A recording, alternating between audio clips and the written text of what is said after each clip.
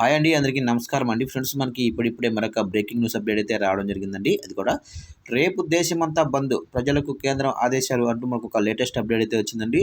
అయితే ఇందుకు సంబంధించిన పూర్తి వివరాలు మన వీడియోలో తెలుసుకుందామండి.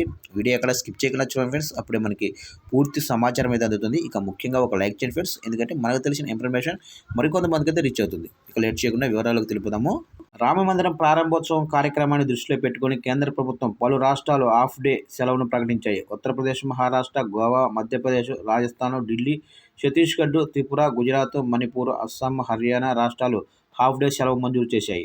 ఆయా రాష్ట్రాల్లోనే అన్ని కేంద్ర రాష్ట్ర ప్రభుత్వ కార్యాలయాలు, ప్రైవేటు సంస్థలు, పాఠశాలలు, కళాశాలలు, ఇతర విద్యా సంస్థలన్నీ కూడా మధ్యాహ్నం వరకు మూతపడతాయి. అయితే భోజన విరామం అనంతరం మళ్ళీ తమ కార్యకలాపాలను కొనసాగిస్తాయి. అయితే ఈ కార్యక్రమంలో బ్యాంకులకు కూడా సెలవు వర్తిస్తుందా లేదా అనే ప్రశ్నలు తలెత్తుతున్నాయి. అయితే దీనిపై reserve Bank of India clarity ఇచ్చింది. అయితే దేశంలోని అన్ని జాతీయ బ్యాంకులకు కూడా జనవరి 22వ తేదీన అంటే సోమవారం నాడు మధ్యాహ్నం 2 గంటల వరకు సెలవు ఉంటుందని ప్రకటించింది. 2 గంటల 30 నిమిషాల తర్వాత అవి కార్యకలాపాలు ఆరంభిస్తాయని తెలిపింది. అయితే జాతీయ బ్యాంకులు, ఇన్సూరెన్స్ కంపెనీలు, ఇతర ఆర్థిక సంస్థలు, ప్రాంతీయ గ్రామీణ బ్యాంకులన్నిటికీ ఈ సెలవును వర్తింపజేసింది రిజర్వ్ బ్యాంక్ ఆఫ్ ఇండియా.